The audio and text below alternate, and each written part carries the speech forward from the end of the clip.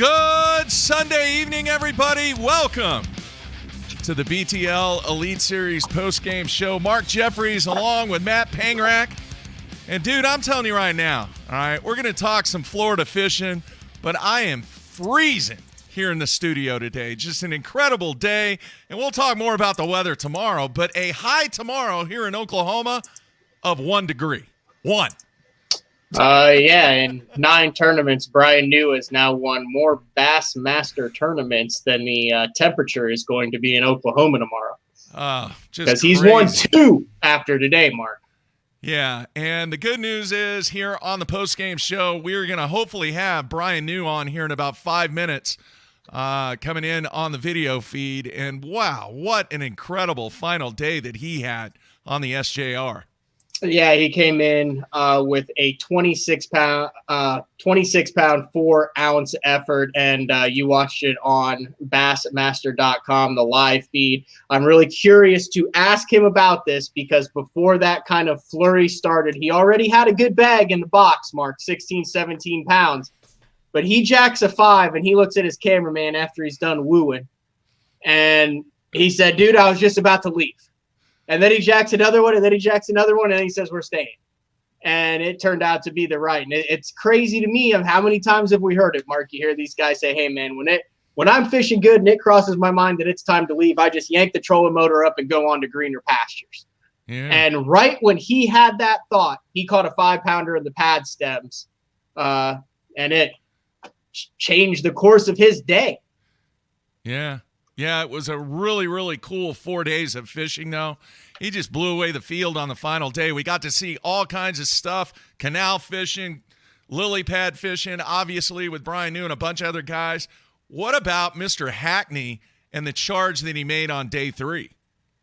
I think he would have proved a little point, returning to the Bassmaster Elite Series. I mean, that dude, I'll tell you, Mark, he just takes 3 and 4 pounders and they just come flying out of the water when he sets the hook on them. I can't even do that fun fishing. Can you?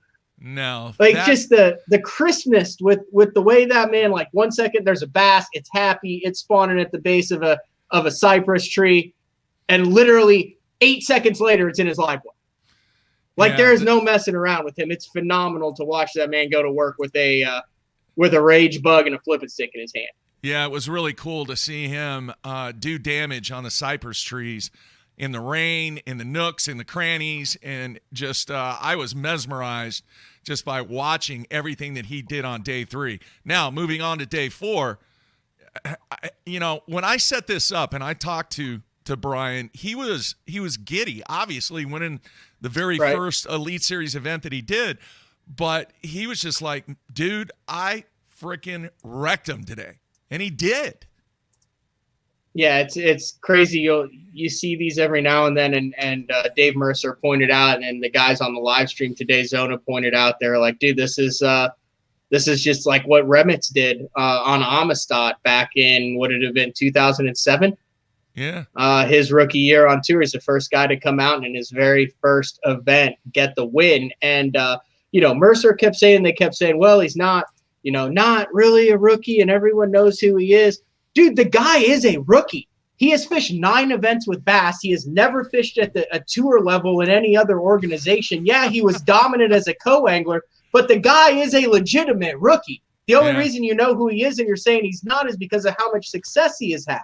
Now, he's fished some stuff as a boater and had success, but, I mean, it's not like a established massive guy coming over and catching him like we've seen in the past where we're like, oh, yeah, rookie in quotes. No, he's a rookie. He's 30 years old. This is his first time. He's fished 9 events out of the front of the boat with bass, and he's won 2 of them.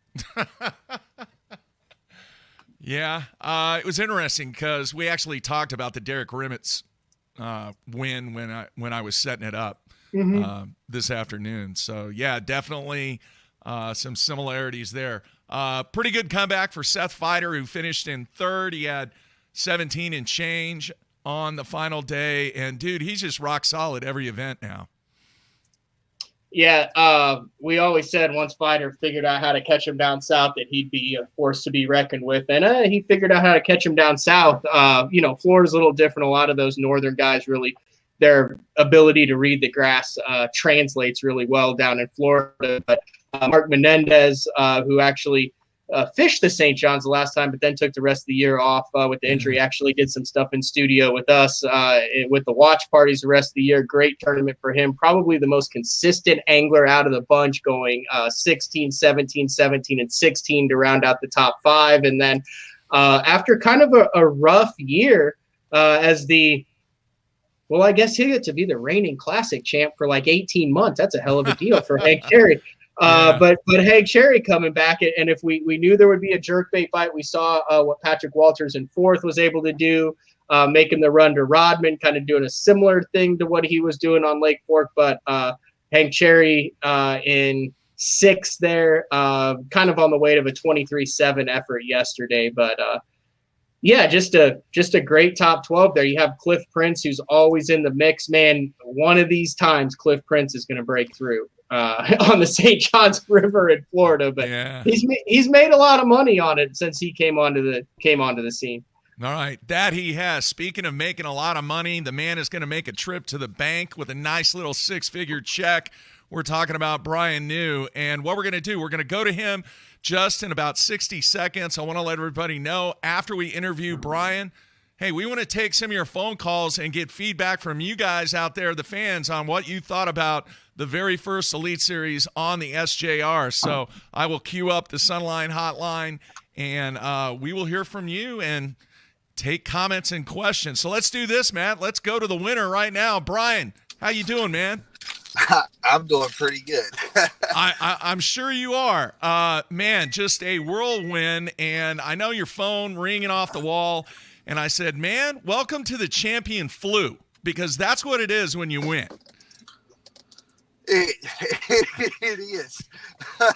Oh, gosh. Like, I've won tournaments that I've won big tournaments, but I've never experienced anything like this. Like, hold on one second. It's 1 degree out here. Thank you. Mama said, why does the thing say, what? Mama said, why does that thingy say, because she was watching it, why does it say 23 minutes? I don't know. Okay. We'll get it figured out. Okay, Can I have my straw? yes, you can. Where's my food? They're getting Okay, thank you. This is the beauty of this show. Wait, you're not making him stand outside for this interview, is it? No, so my wife, okay. my little girl Braylon, that she drove her truck home down here. Oh, okay. I got you. All right. Oh, I'm hungry. I'm sure you're hungry, tired, but you know what? It's going to make it all worth it when you take that deposit slip and deposit that check into the bank account. But well earned, man. Here's my first question. I want to go back to day one because so many guys had a little adversity because of the fog delay. You had 12 pounds on the first day. What were your thoughts when you were sitting there for, 3.5 hours, whatever it was? Honestly, I was all kinds of thoughts going through my head. Like on one hand, I was like, "Dadgum, this ain't the way I want to start." On the other hand, it was like, "This actually could be good because I think I can catch him, and I think I got a chance to catch him quick." Looking back, like not today, obviously not now, but like the last couple of days, I was thinking, man, I wish we would have had an even longer fog delay because I could have stayed in Pulaski and caught me 14 pounds, but I didn't. So I took off and I made an 1 hour and 7-minute run to catch one 12-inch bass. And I started working my way back up just a little bit. And I wound up catching 2 more. I think I may have lost 1 or 2. And when I got back to Black, I had 15 to 20 minutes. I can't remember exactly, but it was no more than 20 minutes. And I had 3 bass. One of them was a 12-incher. I pulled up on a shell bar. The first cast, one bet my war pig and didn't get it. The next cast, one bit it and didn't get it. I stroked it a couple more times and caught one. And then the next cast, one bit it and didn't get it. And then it was done. Like, I was looking at the fish on my 360 and they vanished. I slid up, 5 or 6 minutes later, I slid up just a little bit farther, and there they were again. They were running from my boat. I mean, it was pretty shallow, but like that, all week I've been talking about stealth, and everybody thinks about being quiet and everything up shallow, but which I guess I was kind of shallow, but I was offshore, and those fish, they were running from my boat. Well, I had to run with them, and I wound up catching my 5th one with just a couple minutes to go, and I had 12 pounds. Not a big bag by any means, but it worked out. Without those 2 fish, without coming back in and catching those 2 fish, I don't make the cut. And wow. I haven't looked at the weights. I don't know if I win or not without those 2 fish. But I don't, because I don't make the cut. Yeah. Yeah. And then so the second day I was like, I can catch them really quick. So I'm going to start up here and try to catch a good bite, because the flipping bite wasn't great that first day. I mean, obviously I wasn't dialed in yet and didn't have much time, but I thought, I said, I need to hang out here, and I caught them pretty good. It wasn't as quick as I liked. It was like 1, 2, and then nothing, and then 3, and then nothing. And I called up a handful of times. I finally got up to, I think, 14-ish. Run down south, started where I ended the first day.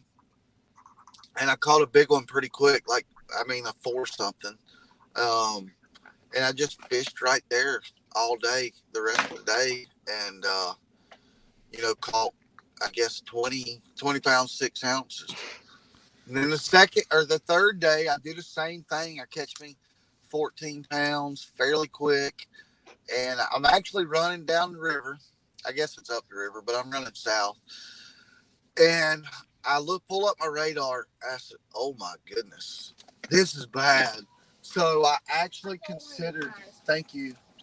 Don't eat all my fries. I just had one. Thank you. You can afford 2 fries, Brian. Yeah. You can just get your own. Oh yeah. But I considered not going, because I said, man, it's Florida, nasty weather. They might not bite, and they might not catch them. So I stopped. I put my AFCO suit on. I fished another shell bar right there. Thank you. And gotta have napkins. I said, man, I gotta go. So I went, and I'm glad I did, because it went down pretty quick. Like, I literally fished probably about 12 pads and had 18 pounds. 12 pads. It was like every other one I caught one. And what the crazy thing was, obviously they're spawning fish. Every fish I weighed in, other than the shell bar fish, which I think I only weighed 3 in, 2 the first day and possibly 1 the second. They were spawning 100%. Yeah. But most of the fish, now it didn't happen today. I may have caught 1 or 2. I know I caught 1 or 2 like this today, but yesterday and day 2, most of the fish I caught, I would flip over there or cast, whatever it may have been on that situation. Fish would bite it, I would jerk, miss it. I'd put me a new Slinky on there, flip back over there, donk, and I'd catch it. If I caught 20 that day, which I probably did, 20 fishing pads, let alone the shell bar fish. If I caught 20, I would say 18 of them that happened to. It was so crazy. It's kind of funny. Like I would just laugh when I get a bite. I said, hold on. I jerked, I missed it, and it's still my worm. I'd sit my rod down, pick my other one up, because I always had 2, and I had 2 rigged up with different weights for, different wind and everything. but also to have a backup. Were you pegging it, Bryan? Yes. So I had my rod set up. It was a 7 foot 3 inch Fitzgerald Fishing, 7 foot 3 inch heavy, all purpose rod, and I had one on a Stunner series rod, same 7 foot 3 inch heavy, and they're basically the same rod. Abu Garcia Revo STX 7-1 on one rod, and 8-1 ALF on the other. No really in particular reason. That's just the way it worked out. One setup. So I had a 1/4 ounce with a 22-pound Sunline shooter, and I had a one setup with a 1/8 ounce with an 18-pound Sunline shooter, and then a 5/0 Berkeley Fusion 19 hook, and then the black and blue Zooms Linky. And the whole deal with the different weights was, so fishing pads, I always are really spawning fish, flipping, anything like that. Normally, I want the smallest weight I can get away with, and but whether it be wind or current, whatever it is, like fishing weightless is basically not efficient whatsoever. I know it sounds good and everything, and it is good, but the way fishing pads weightless does not work unless it's a one single pad. I'm not going to say you're not going to catch a bass with it, but I promise you it's not as efficient as it would be if you had a weight. But so I would make a cast, and that's another thing, like I just said, talking about stealth a second ago. I would try to stay back and fish from a long way away. It's not just flipping a pad, hop it up, and reel it in. Like every cast, there's 1 to maybe 6 or 7 targets in that same cast, sweet spots being a root ball. So the bottom's real soft in Florida, a lot of places, and they have to have something hard to spawn on. So they spawn on the root balls of the pads. So I'd fish real slow, and whenever I'd feel one of those root balls or a little rough spot or a depression, sometimes you can actually feel depression if you're paying attention good enough. A good fluorocarbon line, good tungsten weight, good sensitive rod, like all that comes into play. But whenever I get to one of those sweet spots, you just really let it sit there and soak. And a lot of the bites that you get, like, you better be paying attention, because you don't feel nothing and they don't swim off. You can tell that there's something's a little bit different. And I mean, a lot of the fish I caught were like that. Matt? All right, so I'm trying to understand this, Bryan. I need you to talk me through how this happens. You go to Florida and you throw a gold-colored war pig, which is a rattle bait, on shell beds, and you flip a black and blue stick bait on pad stems, and you beat Greg Hackney and the rest of the field by 10 pounds. I'm just saying, walk me through how that happens, because, I mean, you didn't reinvent the wheel here. You just beat everybody at their own game. It's just a blessed week. Like, I worked hard. Obviously, everybody's working hard, but it just worked out. Like, everything's going so well right now. And it has been for a couple years, and I hope it continues for several more years. But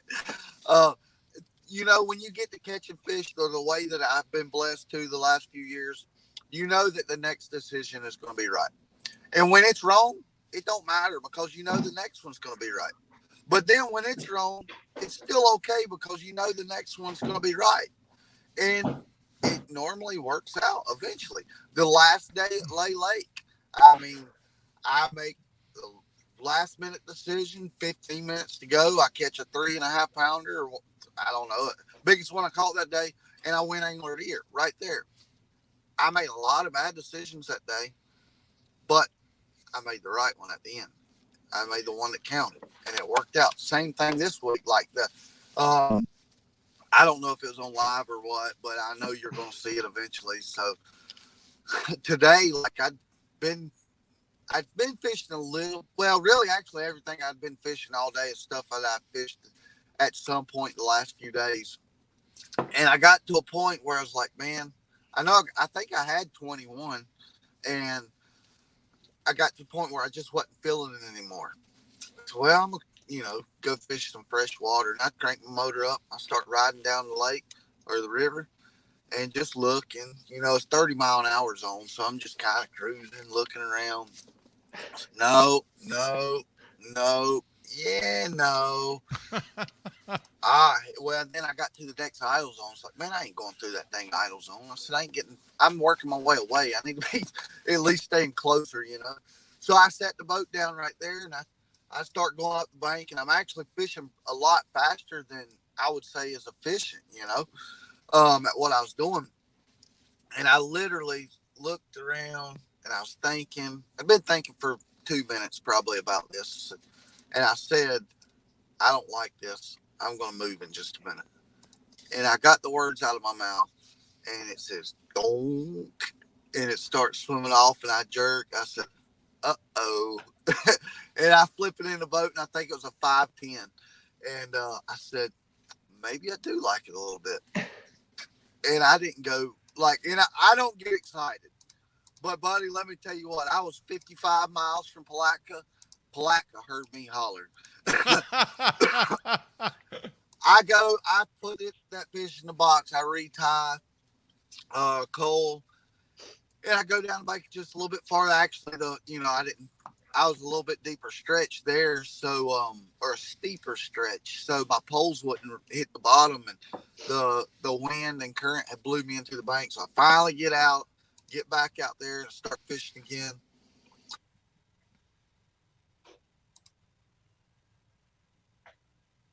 What happened? I'll be back in just a second. You got me? Yeah, I got you. We got you now. Yeah. Sorry, that's the longest break that you've had since that first 5:10 bit. Yes. At about 2:00 today. Yeah, somebody was trying to call me. I'll get back to him sometime this month. But you're gonna need an assistant, dude. You're gonna need an assistant. Trust me, these people need assistants. But all right. So I go down the bank just a little bit farther, and I catch a 514, and I flip. Actually, no, I wish I would have flipped that fish in the boat. Looking back now, but it was on 18-pound line, which is super strong. Not that I was worried about it breaking, but sometimes you do get a nick that you don't know about, and some bad things can happen. And which back up, so I was fishing some gnarly stuff. I had the fish get wrapped up in the pads this week. I caught some out of wood that was close by, and I never had a problem. I think I only retied 2 or 3 times in 4 days. I mean, that's how awesome that sunline is. But so I actually lipped that fish. It was the only fish. It was the only fish that I didn't boat flip all week.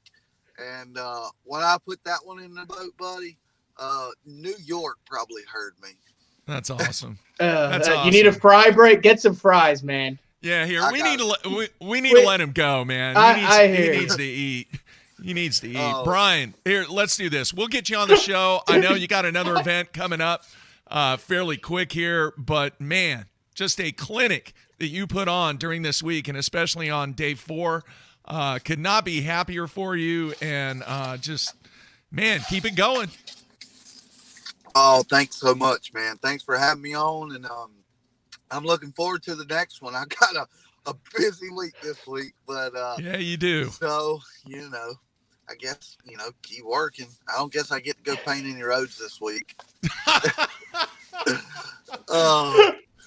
No, not at all. All right, man, be careful, and remember what Revitz did after his first win in the very next tournament. What did he do, Matt? He led, right? Yeah, he finished second in the very next one. Yeah, so let's see what happens. Those are some big shoes to fill, but I'm going to try. All right. All right, man. Be careful. All right, y'all have a good one. Thanks for having me. All right, see you. See you. All right, there you have it. Bryan New. And oh, my God. Didn't mean to interrupt his dinner. That guy's got his heart rate isn't going to go down. He'll freaking roll into into the Tennessee River in a couple weeks, just eyes just wide open, no sleep at all. Yeah. Yeah. That's freaking awesome. Yeah. Did you see what Hank Cherry said?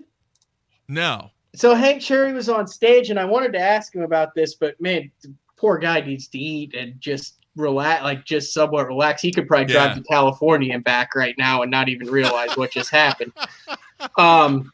But Hank Cherry was like, yeah, he's like, dude, I remember like Bryan New would like be crawling around in all of our boats, and he was just a kid, and everyone would be like, get out of our boats and stuff like that. And he was just like always around. Yeah. And now he's kicking everyone's butt. We didn't get a chance, but I was rolling that footage. And I'm going to roll it again. Yeah, I was watching it as you were rolling it. And just a machine today, dude.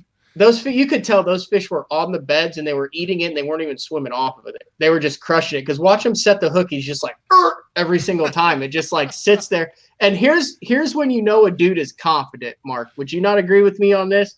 He's got 4 and 5 pounders and he's just slinging them in, having the time of his life. When you have a guy whose stuff's not going right or everything's not dialed in, it's the, oh, please, baby, no, don't come off. Oh, no. And they're both flipping at the side. Look at him right there. He's just like waiting for it to get done, thrashing around, and then just yanking that sucker in the boat.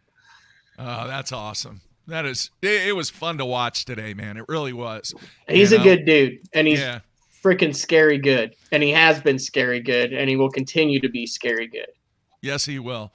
All right, folks, we want to hear from you. This is the beauty of the post-game show. The Sunline hotline number is right there below the video stream. I will put it up on the screen, too. Hang on one second here. There is the Sunline hotline number, 405-253-5543. We want to hear from you. Get your thoughts on event number 1. And Matt, I have to tell you, it was pretty entertaining the entire week, even with the fog delay. Yeah, it really was. I'm telling you, when you see Hackney pitching up into 1.5 foot of water, hammering them out of those cypress, and he's the only guy in Lake George, you're like, you mean Hackney has 100 cypress to himself in a lake where no one else is, and they're spawning, and he's just cracking 4s and 5s? I mean, you were like, yeah, this thing's over. Did you not think that Hackney was just gonna salt this sucker away and be like, hey, I'm back? Yeah, and it just did not pan out today. It would be interesting to get his take on what he thought it didn't play out today. There obviously different conditions than he had on day 3. I mean, it was raining and windy and nasty, but to see him just absolutely smash those fish in those cypress trees was enormously entertaining. And it literally wasn't today, because you look at, they kind of mirror each other between New and Hackney. New had 12, Hackney had 12.7. New had 20 pounds 3 ounces, Hackney had 22. New had 21, Hackney had 23. And then New comes in with 26 and Hackney had 11. I mean, I don't know if he just ran out of fish or something else changed, but I mean, he stuck to his guns all day too. I mean, you could watch him on live. Yeah. So entertaining. He's awesome in front of the camera. All right, let's do this. Let's go to the phones. Hey, you're on the BTL postgame show. Who is this? Hello? Yeah, who is this? This is Matt in Massachusetts. Matt, what's on your mind tonight, man? Listen, I watched day 3 yesterday with Hackney, and he put on a clinic. Yeah. It was cypress trees. And I had my daughter running around the house, and she was playing with some toys, and I'm in the living room yelling and screaming, and she comes running out, and she sees fishing on the TV, and she kind of got into it herself, so it was pretty cool to watch. That's awesome. Definitely was. Yeah. All right, man. Thanks for calling. I appreciate you guys. You guys do an awesome job. I love listening to you guys. You guys are awesome. Thanks, man. See ya. All right, let's keep going to the phones. Hey, you're on the BTL postgame show. Who is this? Mark, it's Jamie. How are you? Hey, doing well, man. What's on your mind? I'm doing good. Good evening. Thanks for having the show tonight. This is pretty cool to do this post game like this. Yeah. So I want to take it to the entertainment factor with Fox Sports. I know today they had to miss out a little bit because of Daytona, but do you think by them not having the weigh-in part of the show hurt them, especially with someone like Bryan New, who's winning his first Elite, and you think they'll change that going forward? Maybe they'll move the 3 hours to the back end of the show? of the tournament. All right. Hey, we're going to answer that. We're going to let you go. That way you can hear Matt. All right? Yep. Appreciate it. Thanks, man. Thanks, guys. All right. What do you think, Matt? Man, I thought it was really interesting. I also think that you are going to get more people engaged and interested in the sport if you see them actually fishing rather than the weigh-in. So I'm cool with it, and hopefully that then draws some people to say, hey, I wonder who won that tournament that I was watching that first half of the day, and then either go to Bassmaster or check out some other way to figure out who won, and then they get engaged by that. But I think you get more people if you see them. If you see Hackney and Bryan New going, just like, I mean, levitating above his boat with 5-pounders than you do watching them weigh in. So I'm fine with them not having the weigh in on FS1. In a perfect world, absolutely it would be there. But with what we have, with what FS1 and a multi-year deal with them, I'm totally fine with people having to check back to see who won later in the day. And I also think you probably have more people who can turn it on in the morning before their kids are up, before they have stuff to do in the parts of the country where you can go outside without getting frostbite and watch it and engage with it for a couple hours than it would be in the afternoon when a lot of other activities are taking place. Yeah, it's going to be interesting to see what the ratings are like. You know, first time on. Hey, I was in heaven today. You know what was on? Bowling. Yeah. Someone sent me a message that said they had a bowling ad during a fishing tournament. And That's right. They said, I bet Jeffries is just head over heels right now. It was a great day. It really was to watch everything that was going down. All right, let's go back to the phones. Hey, you're on the BTL postgame show. Who is this? This is Dwayne from Mississippi. How y'all doing? Doing good. What's on your mind, Dwayne? Hey, just enjoyed the weekend, and I've listened to y'all for quite some time talking about how good New was, and but one thing that really surprised me is, you know, some of the top contenders, you know, were right there, but Jason Christie really surprised me because I just felt like that's in his wheelhouse. I mean, he's a flipper, he's a power fisherman, and it was right in his wheelhouse, and I was really surprised. I know we all have bad tournaments, but man, that has to be disappointing coming in with him back on the Elite Series and ready to go, ready for him to make his statement again, and to have that kind of showing. What's your thoughts on that? Yeah. All right, man. Thanks for calling. All right, thanks. All right, see ya. Matt, you want to go first? Dude, Florida can freaking get you if Yeah. you're not from down Florida. And Christie is the guy who, if there's one thing we know, when he decides what he's going to do for a tournament, he's freaking all in on it. You ain't going to see him going and hunting and pecking and trying to catch buck bass and stuff. So I don't know.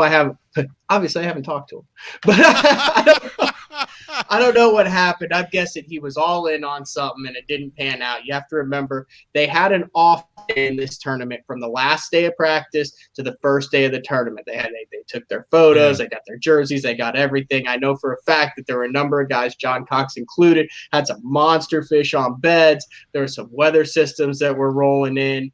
And I kind of was thinking, based on what I was hearing, this was going to be a full-blown sight fishing 30-pound bag extravaganza, and a lot of stuff changed during that off day. So, man, it's A, throwing an Oklahoma guy who's not used to the grass, but B, I mean, it can happen to the best of them as far as that. And then you also have to throw in the fact that there was a fog delay. Rodman was open. That's a long run down there. We saw Gary Klaus had the cojones. Can we say that on this show? The cojones to make that run, Mark, after a 3-hour fog delay. Yeah. And who knows how that affected other guys' game plans too. So, I mean, you make a 2-hour run, hour and a half run, you only get to fish for an hour and a half. You lose one, it doesn't happen. I mean, obviously you don't get a pass. You still get the points you get for finishing 60th, 70th or whatever, but it's real easy to understand how it could happen down there for a guy even at Jason Christie's caliber. Yeah. Agreed, Mark? 100%. Two key things. One was the fog delay, because you really don't know what his plan, his strategy was, and how much it got changed up. The other thing too, and folks, you're going to learn a little bit about this tomorrow, because we're going to have Bernie Schultz on the show tomorrow. Florida is a very, very different place because it's all about timing. You heard guys talk about that so many times, especially this time of the year. Timing, being in the right place. There was a canal. I don't remember who it was. Somebody said, he's going to wreck him in here. And then he went in there and didn't do anything. And then I think Prince went in the same canal and absolutely wrecked him. You know, and you just see that in Florida. So Bernie's going to talk a little bit about that on tomorrow's show. A different kind of view of the whole Florida fishing concept and really what it's all about. So make sure you check that out tomorrow. All right, let's go back to the phones. Hey, you're on the BTL postgame show. Hey, turn your volume down a little bit. Yeah, turn your volume down a little bit there. Got it? Got it. All right, who is this? This is Sean in North Texas. Sean, what's on your mind, man? Great tournament today. Very, very excited that you guys have the post-game show to go along with your 4 shows during the week. Why don't we see more of the worm fishing after this week? I realize it's antiquated, but it just seems to me that you've got this forgotten bait that's probably one of the most dominant baits around aside from like a jig. Yeah. But away from fishing like this, we're not going to see a resurgence again, except maybe a couple people on an offshore tournament. Yeah. And I'll hang up and hear what you guys have to say. All right. Sounds good. Thanks for the call. All right, Matt. What do you think? I mean, that's a great question. I mean, how many tournaments in the first 30 years of Bassmasters are won with the worm? Yeah. My question is, why does just the Texas rig stick bait work so well in Florida? I mean, give me an answer. Is it because of the needle? I mean, is it because of the needle? It just always is. It's a pretty June bug and black and blue 5 to 7 inch stick bait on a light Texas rigged weight. But I agree. I mean, I think it'll work 100%. I'll tell you this. I'll tell you one time. So Harold Allen told me one time. He said, Matthew said, you know, the one thing that I regret more than anything, he said, as I fished a worm too much on tour. He goes, I wish I'd fished a jig more. He goes, I maybe would have won more than once. Yeah. So I think maybe you've got a lot of guys who feel like it's hard to win with a worm, and a lot of guys who would feel like you get a bigger bite. That's the only thing I can think of, Mark. Yeah. I mean, it obviously works. I mean, it's like the number one thing in forever. It's a freaking worm, right? Yeah, that it is. Harold Allen, the legend. Probably. What do you think? I mean, other than like an offshore deal. Yeah, we've talked about. When was the last guy? There was a guy who was like, you know what? I was flipping a 7-inch ribbon tail power worm in Tequila Sunrise. Probably. Well, maybe Falcon Lake, but it wasn't 7-inch. It was more like a 12. 15-inch. I don't know, man. It's cycles. You have those baits, and the worm has just been around forever. Everybody knows that, and it still catches fish all across the nation. But I don't know. You remember what Harold said? Remember, was it you or was it somebody else? He said a lot of things. No, that you went to get a hook, or somebody went to get a hook, and you looked at it, and they were all rusty, and you kind of went, "Oh, yeah, hey, that was me." I said, "Hey, you gotta." Yeah, I said, "Hey, Harold." I said, "This hook's rusty. You got a different hook." He said, "No, Matthew, you just set the hook harder." That's typical Harold right there. All right, let's go back to the phones. Hey, by the way, if you're listening and you're calling and we go to your call, make sure you have your volume turned down on your computer, phone, whatever you got. All right. Hey, you're on the BTL postgame show. Who is this? Hello. This is Ron from Arkansas. Ron, what's on your mind tonight? I just want to say I was real impressed with all the professionals they had on the TV today, that they actually took time to show how they were rigging up their hooks and everything. I thought that they were under that much pressure, yet they were willing to kind of walk through their setups. I thought that was really neat. Yeah, agree 100%. Great thing to point out. All right, stay warm, man. Thanks for calling. Yeah, thank you, sir. All right, Bye. see ya. Yeah, that's Mark, a great point, man. So remember this. Remember when Bass Live first started, and there were guys who were like, "Man, I don't want a camera back there. I don't want to be talking. I don't." And you've even talked about it too, talking to guys during the heat of the battle. But there's a difference between an official interview or not. But here's one thing that the professionals today, like especially like the Elite Series group of guys, have gotten is bringing the viewer along on the ride. And I think Brandon's like the OG at this, as far as like talking to the camera during the heat of the battle and not letting it affect them and stuff like that. Would you not agree that, I mean, that's something that Bass has done a good job of instilling in their anglers. And, you know, and across all platforms is, like you said, the 3 E's: entertain, educate, and engage. Yeah. And you can't do that just by watching when someone's sitting there telling you about it. And I think there's way more of these kind of new generation of guys who, and the old school guys have reinvented themselves, who understand that bringing that viewer along on the ride and actually explaining what they're doing while they're doing it doesn't mean they're not going to catch, you know, less fish. You know, they do it while still being productive. Yeah. It's definitely a skill that guys have gotten a lot better with. If you were to go back to the first couple years of live, which I've actually done and watched and stuff, like archives, like you just literally were like, I just got to watch this guy's butt for 6 hours and he said 3 curse words when he missed a fish.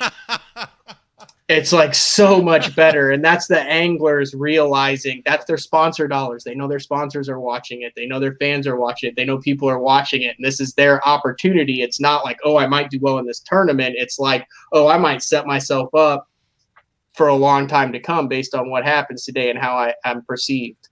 Yeah. I wonder this, and I don't know what the rule is. I'm going to try and dig into it and see if there's even anything in place. But there were some cuss words. I don't know if you noticed this during the coverage. I didn't know. It was just in the heat of battle, that kind of stuff. I mean, organic there was vulgarity. nothing that was manufactured or anything like that. I just wondered if there is a fine. Do you get a verbal warning? You know, do they have a little clicker that if you say so many words, okay, then you get fined $500 or whatever it is. I don't know. It would be interesting to see There's some that. dude in a boat following it with an abacus. It's just like sliding one of the balls over. So you got 3 more curse words. Yeah. So it was, there was some definite PG-13 stuff said. That's a great point too. Also there, like a lot of the cameramen, and what you don't realize is they have relationships with these guys, especially if they're guys who are used to being in the top 10, and they can like draw a lot of stuff out of them. Like the cameramen do a really good job of not interfering with the anglers and what they're trying to do, but also getting the most out of their personality and the most. So plus they're holding that damn camera all freaking day, and it's like 40, 50 pounds and all that. And it was raining, there were tornado warnings and stuff. So that's a great point too. Like the cameraman is also, you know, relaying all that information to their anglers. So it's a dance, Mark. It is. All right, back to the phones. Hey, you're on the BTL postgame show. Who is this? Hey, turn your volume down, please. There you go. Who is this? Hey, Mark, this is Kyle from Illinois. Hey, how are you, man? What's on your mind? Hey, I was just really surprised at day 3 how Patrick Walters was the only one back there in Rodman. Yeah, that was kind of interesting. What are your thoughts, Matt? Thanks for calling. Thank you. All right. Patrick has obviously figured out how to do something that other guys haven't figured out. Yeah. Would you not agree, Mark? Yeah, and I think the center portion of that is what's down at his standing feet timber that he keeps looking at. And standing timber, I mean, he's able to find his comfort zone. I mean, along the lines of that too. I mean, was there anyone else in Lake George competing with Hackney's fish? I think one other person. Yeah, and that was it. That was just as surprising to me too. I mean, you got guys going in 1-2 that were 5 pounds ahead of everybody else. No grass.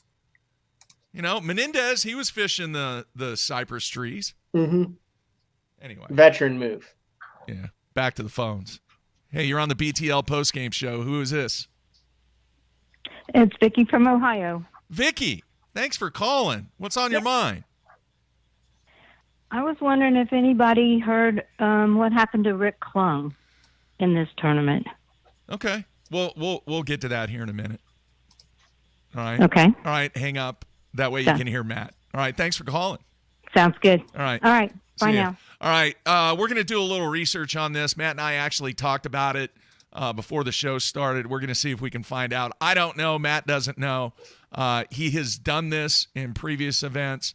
But Rick is Rick, and I don't think there was any mechanical issue or anything like that. But We'll find out. We'll do whatever we You can. don't know to what try my and gut find says? out. My gut said he had a couple babies, knew he was going to finish last anyway, chucked him back, and didn't know he screwed 44% of fantasy players. And quite frankly, probably doesn't care because he's been that's around not a true. long. No, he posted. I saw he posted That's on not Instagram. true. He does care. No, about the fantasy fishing. He I want to know does what Rick's care. true feelings are about that. Dude, the post that he made. It was pretty funny. Yeah. I thought it was cool. All right, back to the phones. Hey, you're on the BTL postgame show. Who is this? Hey, this is Frankenstein from Kentucky. How are you, man? What's on your mind? Not much. Enjoyed the coverage today, but I watched the FS1, FS2 show and was kind of disappointed. Really expected to be able to switch from the computer to the TV and it be the same, and was pretty disappointed that it wasn't. Yeah. Just want to see what y'all think about it. All right, man. Thanks for calling. All right, see you. Matt, I'll say this. Obviously, the arrangement that has been made between Bass and Fox, this was part of the deal. And depending on what cable or satellite company that you had, you could watch it, but you'd have to watch it online using the Fox Sports Go app. And that's what I did when they didn't have that.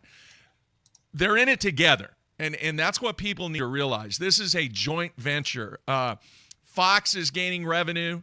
Bass is gaining revenue from the spots that are being sold in this.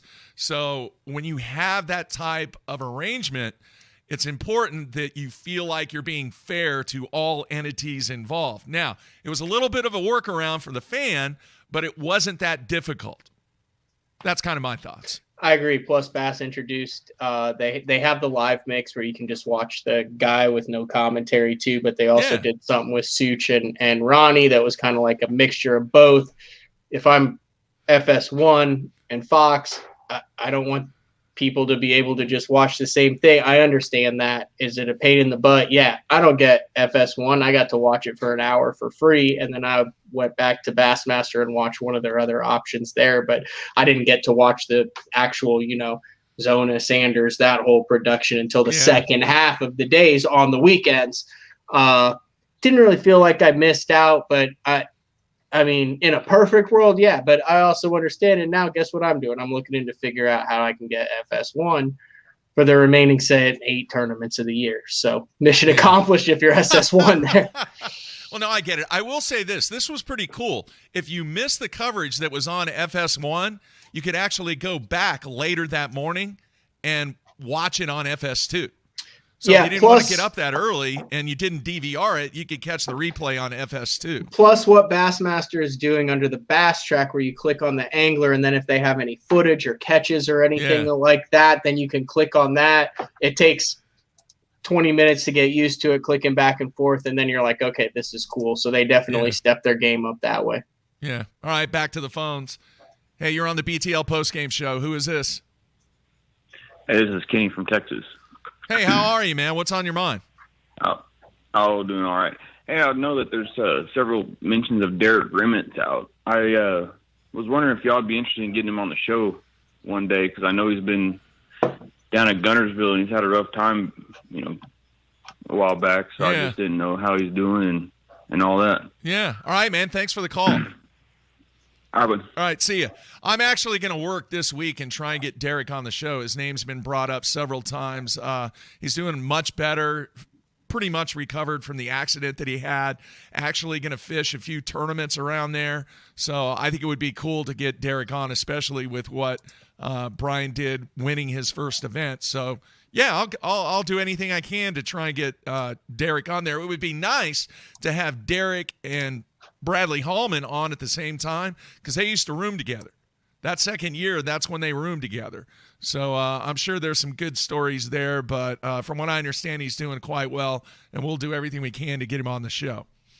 All right, we have about, hang on, I'm checking the clock. We got about 5 minutes remaining, so we'll take 2 more phone calls on the Sunline Hotline. I do want to let everybody know this week on BTL, jam-packed week. Tomorrow, Bernie Schultz. On Tuesday, Pete Glusick of the Bash University is going to be on, along with we're trying to get Skeet Reese on. Skeet just recently won an event. We're going to try and get Skeet on. It's been a long time since we've had Skeet on Wednesday.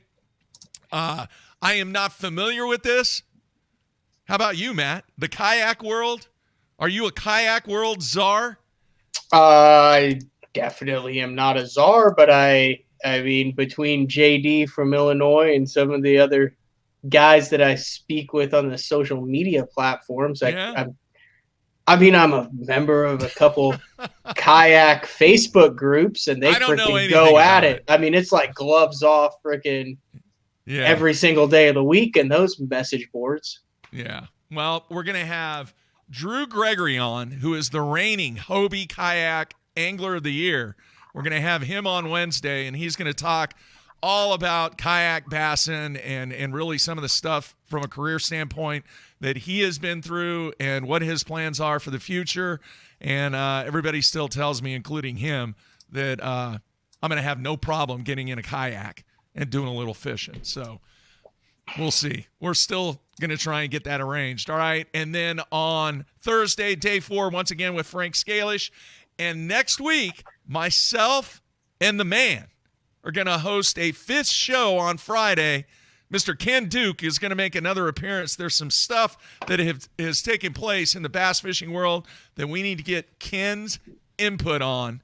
So Ken is going to make an appearance on a special show on Friday with Ken and myself. So another jam-packed week. Do you realize, Matthew, that is going to be 11 shows in 12 days?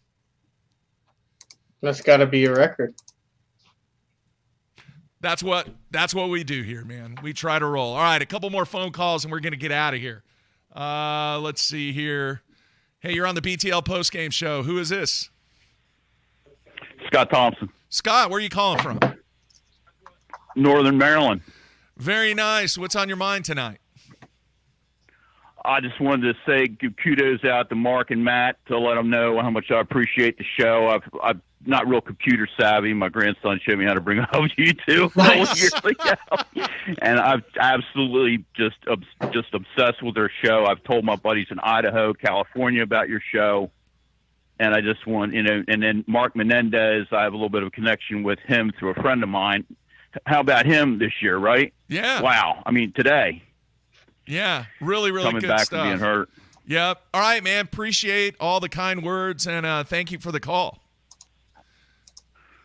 Okay, man. All right, you guys take care. God bless. And good luck to Bradley and Matt coming up in the Opens. All right, there you have it. Hey, real quick, Matt, I don't know if you knew this or not, but the watch party that we did with Frank on Friday, guess who was the first guy we went to on the water?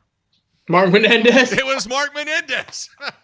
And for those people out there that don't know, Mark was the one that did the watch party with us last year at the Elite Series events. We started about halfway through the season. So that was really cool to see Mark out there. I know he had a great tournament, great start to the season after his medical redshirt season.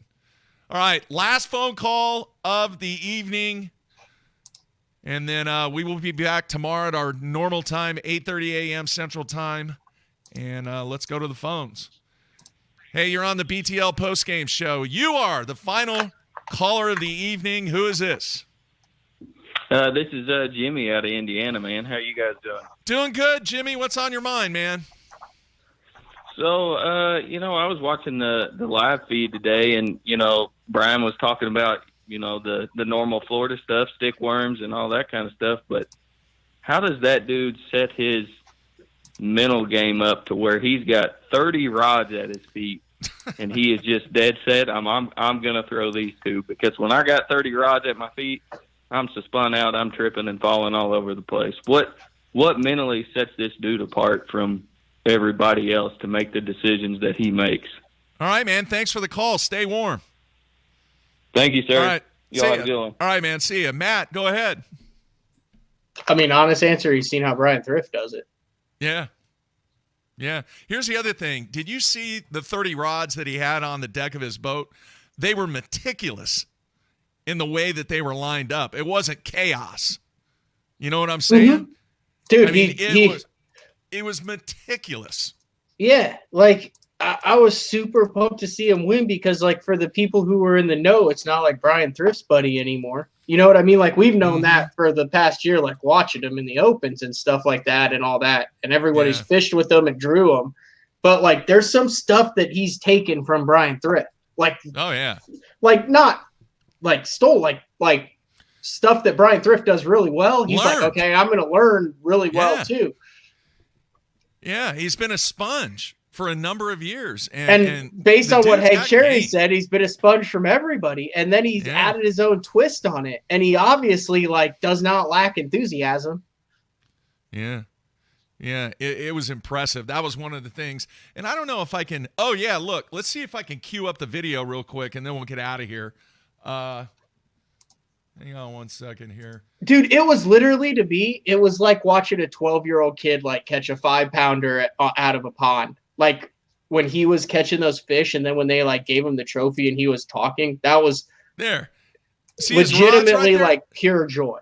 Look at that. 1, 2, 3. Yeah, that's how thrift is now. That it's I know. I don't even know how to do that with the handles. Like, how do you even get that many to fit across your rod? That like is awesome. I get like 2 spinning rods and a bait caster, and they're tangled. Yeah, that is so good. That is really, really cool. Hey, man. Yeah, there's 22 there. That's freaking insane. What would your deck look like? I don't even. I know what the answer is on that. If I have more than 5 rods, if I have more than 5 rods, it's not worth talking about. Yeah. Wow. All right. Well, once again, we got to thank a few people. Specifically, I want to thank Emily at Bass and Bass Media, the media department there. They were awesome in getting this whole post-game show set up for us, and we'll be doing this after each game. You learned what an Instagram story was today, Mark. I did. I had no idea. That's why I'm 58 and I don't do Instagram. Look at you. Now I know. I may start a story, the Lefty Adventure or something like that. Anyway, no, that's not how it works at all. That's not how it works. No, you just like post stuff to your story that you want people to see, and then like when they're scrolling through, they just like click on everyone's story, and then oh, there's your story. Oh, that's it. It's just kind of like a stream of consciousness on your Instagram account. Okay, we'll get into that. Anyway, I want to thank Emily and obviously the staff at Bass for allowing us the footage and all the support on this, supporting our efforts that Matt and I have on this post-game show and the promotion on their social media. Greatly, greatly appreciate it. If we have some new people out there that were not aware of what Matt and I do, I've been doing it for 17 years. Matt, 12 years. The show's been around a long time, and we do it 3 days a week. Now we're doing it 4 days a week, and sometimes we do it 5 days a week, 8:30 a.m. Central Time, right here on YouTube and also on basszone.com. So the other person I want to thank, the folks at the Bass Tank. All right. If you need setup on your electronics and you just take out the complication of it, you need to check out what the Bass Tank has to offer. Matt, you just got your boat set up, right? Yeah, any of the major brands, accessories they have, all the major brands in stocks, a lot of great products there, and then a lot of original great products, transducer, shields, all sorts of crazy stuff. I just went in and got the Bass Cat set up for the 2021 season. So there's guys there that know their stuff. I mean, that's all there is to it. They literally know their stuff. I walked in and I said, hey, this is what I want. And they said, how does this look? And I said, if it looks good to you, it's good to me. And they called me the next day and it was done. So they have a ton of videos out there. Make sure you check it out. The Bass Tank, if you're in the market for electronics, and most importantly, if you're within 500 miles, it's worth the drive. 500. They got people that drive from the West Coast and the East Coast there. They had some dude drive from Pennsylvania the other day just to get his stuff installed. When I was in the studio getting it installed in the middle of a Arctic snowstorm, there was some dude from South Arkansas getting a 16 and a 12-inch unit installed up front. There you have it. So make sure you check it out. They are a big reason why Matt and I are able to do this post-game show. So Bryan New gets it done, wins by 10 pounds over a a fantastic Greg Hackney. Good to see him out there again. And Matt, final thoughts. I'm glad we kept this to an hour because I have lobster tails, shrimp scampi, risotto, baby carrots, ribeye, and Cajun-crusted chicken breast that I have to get to start on, and we pushed dinner back for about an hour. So, are you in trouble? No, I'm not in trouble. I just said it would take an hour, and I'm glad we were right there at an hour. It's literally 8 o'clock. We started this at 7, and we took about 10 calls. So yeah, we're good. We're good. All right, folks, make sure you subscribe to us on YouTube. And if you listen to us on any of the podcast platforms, specifically iTunes, make sure you leave us a review and give us a rating because it helps us out immensely. All right, we'll talk to you tomorrow. Matt, have a very enjoyable dinner and evening. We will see you tomorrow, 8:30 a.m. Central. That's it. We're out of here.